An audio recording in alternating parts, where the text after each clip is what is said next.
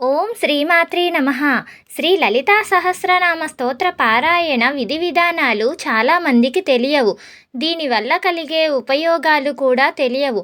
లలితా సహస్రనామము ఒక చెప్పుకోదగ్గ అద్భుతమైన స్తోత్రము.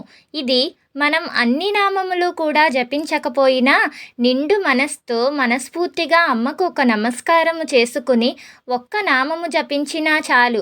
లలితా సహస్రనామ స్తోత్ర అర్థం మొత్తం కూడా ఆ తల్లి మనకు కళ్ళకు కట్టినట్టు చూపిస్తుంది.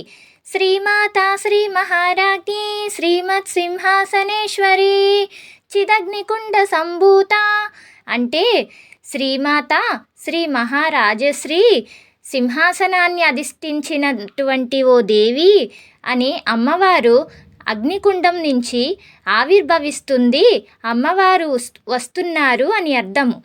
దేవకార్య సముద్యత దేవతల కార్యం కోసం వస్తున్నది ఆ తల్లి. ఉద్యద్భాను సహస్రాభ అంటే ఆవిడ వస్తుంటేనే 1000 సూర్యుల కాంతి వచ్చేస్తుందంట. మొదట కాంతి కనబడుతుంది, తరువాత ఆ తల్లి హోమగుండంలో నుంచి ఆవిర్భవిస్తుంటే చతుర్బాహు సమన్విత 4 చేతులు కనబడ్డాయి. ఇవి ఇలా దర్శనం అవ్వడానికి మనము పండితులమే కానక్కరలేదు. అది చదువుతున్నప్పుడు అమ్మవారిని మనసులో ధ్యానం చేసుకుని కళ్ళు మూసుకుంటే ఒక్కొక్క నామం అర్థము కూడా మనకి కళ్ళకు కట్టినట్టు ఆ అమ్మవారే సాక్షాత్కరించి చూపిస్తారు.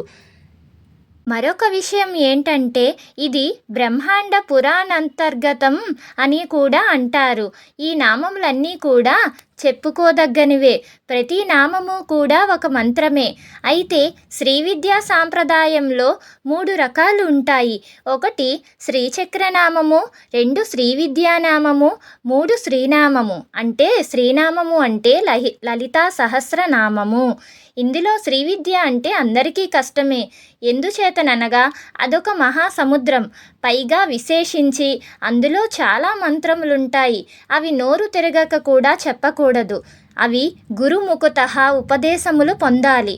అంతర్ధార్థములు ఉంటాయి. అంత జాగ్రత్తగా కూడా అనుష్ఠానం చెయ్యాలి శ్రీ విద్యానామము. అందరికీ కూడా శ్రీ విద్య లభిస్తుందా అంటే కష్టమనే చెప్పాలి. రెండవది శ్రీచక్రము. ఇది చాలా చిత్రముగా ఉంటుంది. ఎలా అంటే బిందువు, త్రికోణములు ఉండి వీటన్నింటికీ కూడా ఆధారభూతంగా పైన ఒక చిన్న బిందువు మాత్రమే ఉంటుంది. ఆ బిందువే పార్వతీ పరమేశ్వర ఆలింగన స్వరూపమని, అదే బిందు తర్పణ సంతుష్ట అని చిట్ట చివరి నామంగా అమ్మవారి లలితా సహస్రనామంలో వస్తుంది. మీరు గమనించండి ఒక్కసారి. ఈ శ్రీచక్రార్చన అందరూ చేయగలరా అంటే అది కూడా కొంచెం కష్టమే. మరి ఏదండి తేలికైనది అంటే తంత్రం అంటారు పెద్దలు. తంత్రం అంటే తనోతు ఇతి తంత్రః అంటే మొత్తం అంతా వ్యాపిస్తుంది అని అర్థం. లలితా సహస్రనామ స్తోత్రం.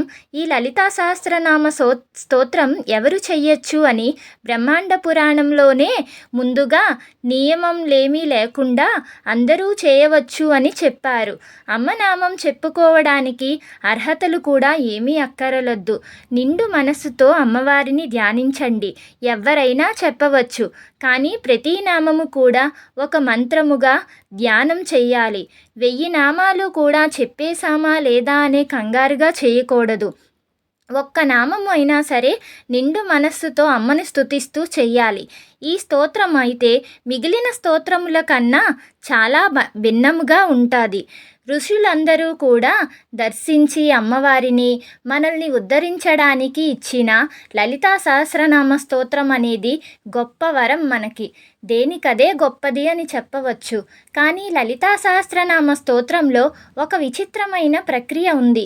అది ఏమిటంటే నామమాత్రం చేతనైనా సరే ఏ మంత్రమైనా తెలిస్తే మనసు చాలా తొందరగా లగ్నమైపోతుంది. మిగిలిన నామాలలో మనసు లగ్నం చేయడం కొంచెం కష్టతరమే అని చెప్పవచ్చు. ఎందుకంటే నామం చెప్పేటప్పుడు అర్థం గుర్తుకు రావచ్చు, రాకపోవచ్చు. కానీ లలితా సహస్రనామ స్తోత్రం అలా కాదు.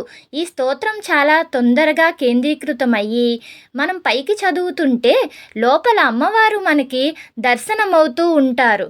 అటువంటి లలితా సహస్రనామ స్తోత్రం వీలున్నప్పుడల్లా మనస్ఫూర్తిగా కూర్చుని ఒక అరగంట చదువుకున్న అటువంటి అమ్మ స్తోత్రాన్ని మనము ప్రతి శుక్రవారం పౌర్ణమికి మనము ఈ స్తోత్ర పారాయణం చేసుకున్నట్లయితే భార్యాభర్తల మధ్య సఖ్యత కూడా లభిస్తుంది. అలాగే పెళ్లి కాని అబ్బాయిలకి మంచి భార్య లభిస్తుంది అని పురాణాలు కూడా చెబుతున్నాయి. లలితా అమ్మవారి స్తోత్ర పారాయణం అనేది ఎంతో అత్యద్భుతం. ఈ వీడియో కనుక నచ్చితే లైక్ చేసి, షేర్ చేసి, సబ్స్క్రైబ్ చేయండి. మరిన్ని వీడియోల కోసం నా ఛానల్ని సబ్స్క్రైబ్ చేసుకోండి. Thank you for watching.